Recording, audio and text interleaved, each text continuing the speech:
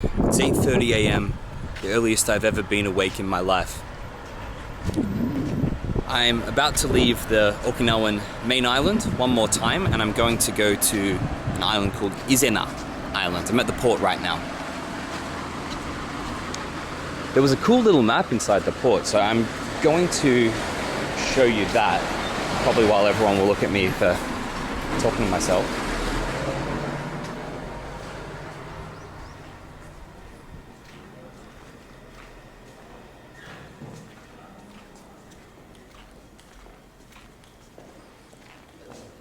This is Izena Island.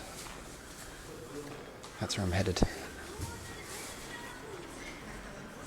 So a one-way ticket is 1,840 yen. It's about $17 US.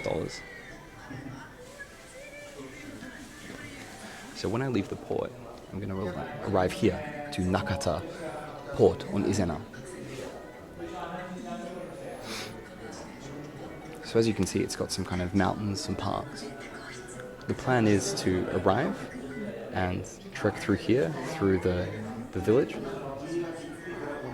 down through here to the beach, and that's where there's a camping area with showers and toilets nearby. I'm interested to know what this is. I think this is the kind of secondary island to the island. Apparently it's got lots of wildlife, if I can call rabbits that.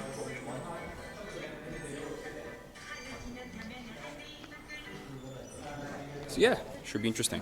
Once I've set up camp there, I'll make a couple of videos, and I'll see you soon in Izena. I said that I'd see you in Izena, but I might show you around the inside and outside of a Japanese ferry.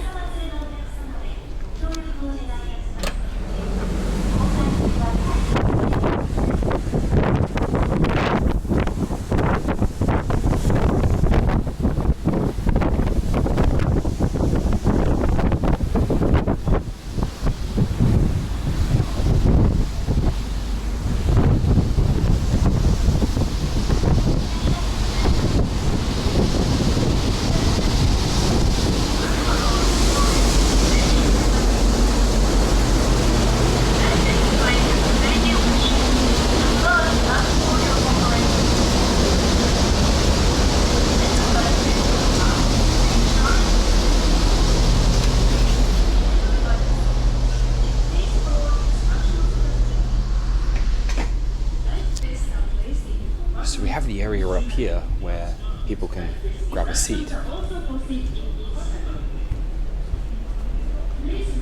Nice classy stairwell.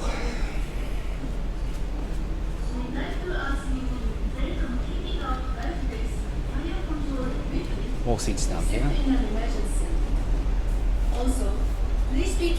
And I actually haven't caught many ferries in Europe or North America or anything like that, but I've noticed that in Japan a lot of them tend to have a lying down area. We suggest staying inside during the cruise for safety. Thank you once again for your boarding today.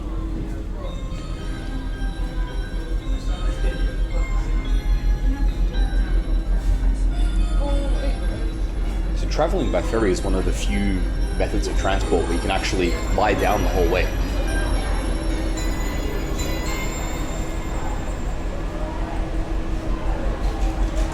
What else we have? We have a nursing room. We have a VIP.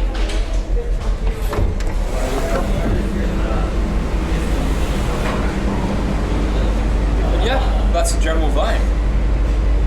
I'm going to take a couple of shots of the ocean for you. And then this time, I'll see you next time in Izena. Enjoy.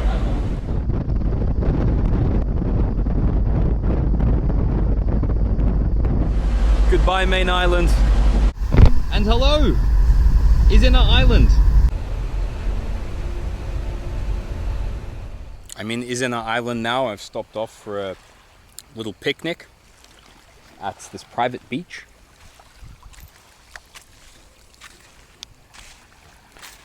Look how incredibly clear that water is.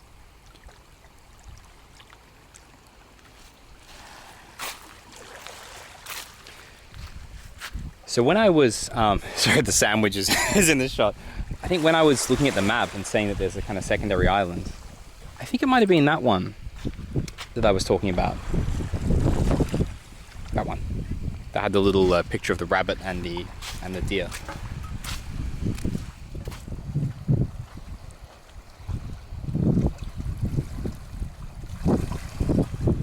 Tired. I've been walking around the island.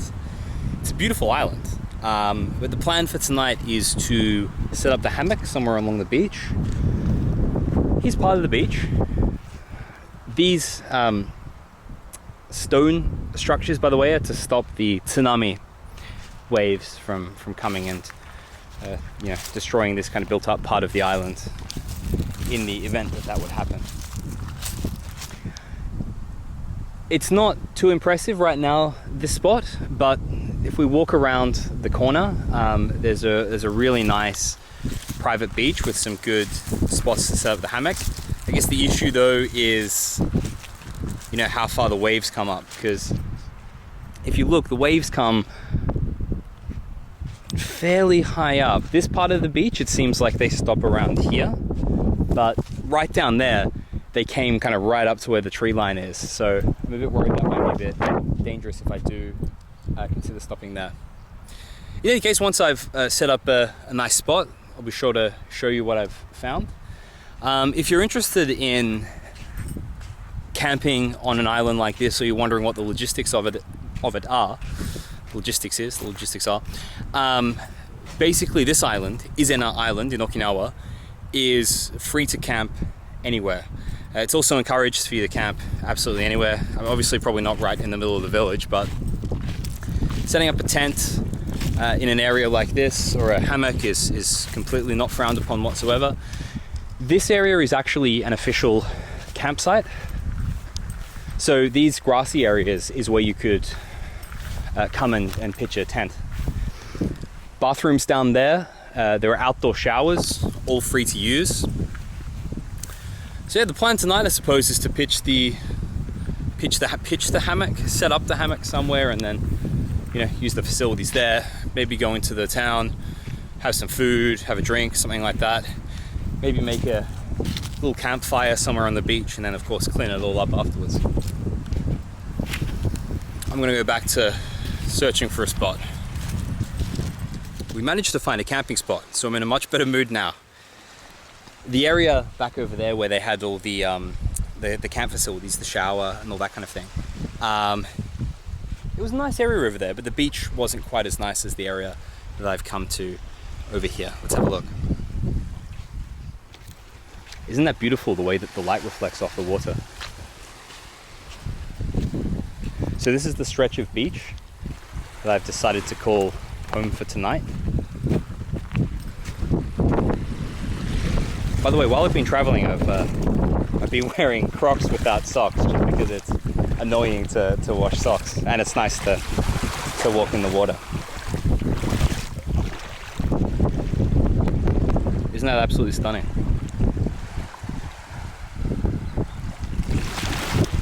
So it's about probably 28 degrees in the daytime right now. It's November when I'm making this. In the night, it falls down to about probably a low of 15, maybe high 18. If you're American and you're watching this and you don't understand the Celsius, well, that's your problem. I'm sorry.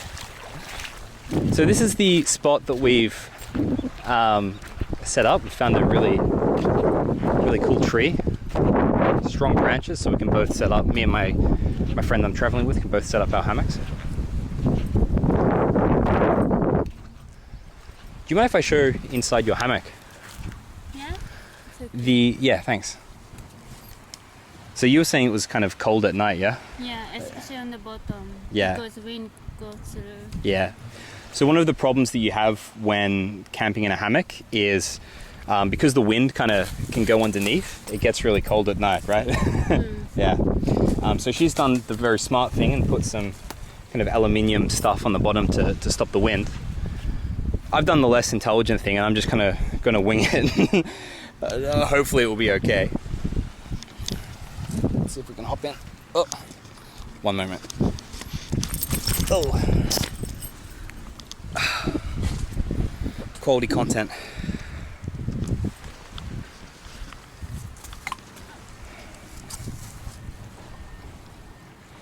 I'm getting my hammock all sandy.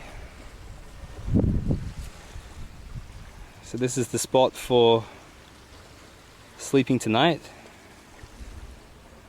Again, she's done the intelligent thing and she has a mosquito net. I have some clips which I'm going to kind of clip the hammock on the top and hopefully they won't bite me. And surely my hammock journey will be much less successful than hers. But it should be a nice night. We've also got a hammock over here to put our stuff in. Just because I'm worried about leaving the stuff on the ground with ants and all that. This rubbish, by the way, has nothing to do with us. It also has nothing to do with the people who've stayed here previously. It's rubbish that's washed up from the sea. So we're in Okinawa, which is obviously in Japan. But I mean, like, say for example, if you look at this bottle of alcohol suspiciously lying underneath my hammock, no, it doesn't belong to me. You can see it's from China. Yeah, the characters are in simplified Chinese as well, so it's not from Taiwan, it's from mainland China. So there's nothing really much I can do about that. I mean, even if I went around cleaning up this beach, I suppose stuff would just kind of wash up again. I guess that's just one of the sad things about, I don't know, pollution into the ocean. Let's have a little wander around.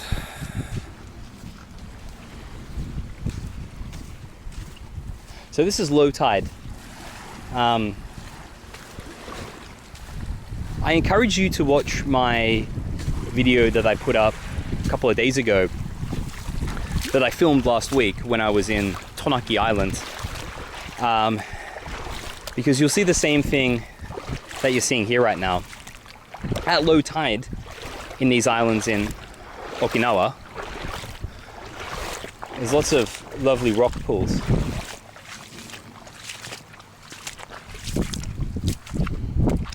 And there you go. I don't know if it picked it up, but there we go. Little fish darting around.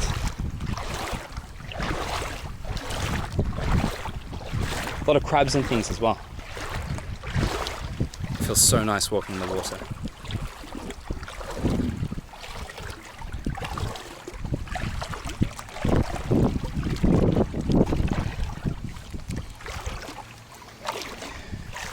So, the video from Tonaki I made, I posted a picture of the lovely sunset that I saw when I woke up on Reddit, and it got quite a few upvotes and comments. And one of the most common comments was, well, there were a couple of comments that were very popular. Firstly, how much did it cost? I showed you at the start of this video that the ferry fare is about, what did I say, $17 US, something like that. I believe that was a one-way fare, but you can get a return ticket. It's only a couple of dollars cheaper on the return. The return ticket is valid for 14 days, which you can use at any time at your discretion to get back, so it's fairly free. I mentioned before when I was pointing out the showers and facilities that it's free to camp on the island. It's apparently also not prohibited to camp anywhere in public, so the formal campsite is down there, but say for example if you were to come and pitch a tent right here, it'd be a stupid idea because the waves would get you, but you would be in your legal rights to do so. Another question I got in regards to my visit to Tonaki was, and by the way, the two answers I just gave before were for this island, Izena Island. But one of the other questions I got for Tonaki, which I'm sure might be on your mind for this island, is what to do? What activities are there? Well, one activity that I'm going to do is just simply relax on my hammock, enjoy the nature, enjoy the sights, not really worry about having too much to do. I I think honestly that's the main reason that I'm here.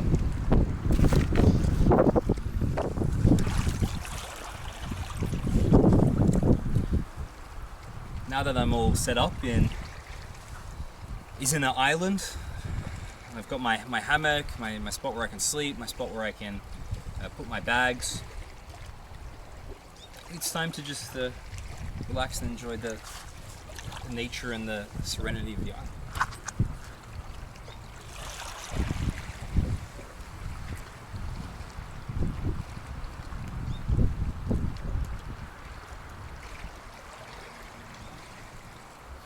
This beach is looking out east, so I'm hoping for a nice sunset tonight, although it's a bit cloudy.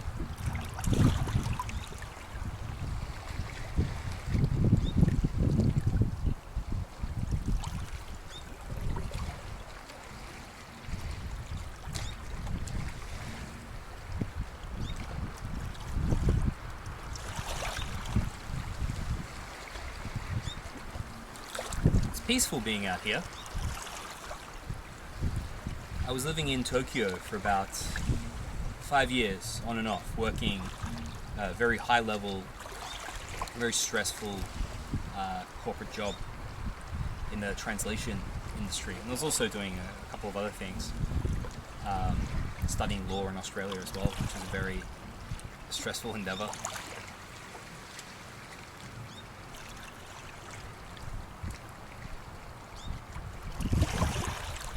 I think the stress of those sorts of things makes you really appreciate this sort of nature. It's fun being around other people in the city. There's lots of interesting things to do. There's lots of interesting things to talk about. But true to the name of this channel, Think Talk Travel, I think that travel is an equally important part of that triage. Coming to places like this, being by yourself for a little bit, not have to worry as much about the kind of white noises that I guess clog up the atmosphere. This is very nice. If you're stressed in your life at all, I encourage you to find the time to search for a little slice of peacefulness like this, and just do whatever you want. Grab a tent, grab a hammock, grab a hammock, and just listen to the sounds of the waves. Or a secondary option is you could go to YouTube and you could listen to an Australian talk over the sounds of the waves. All good options.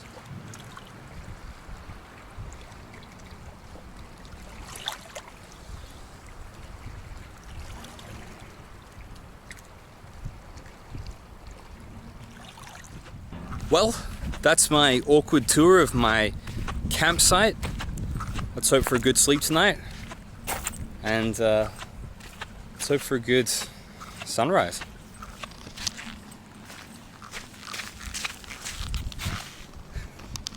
Take care.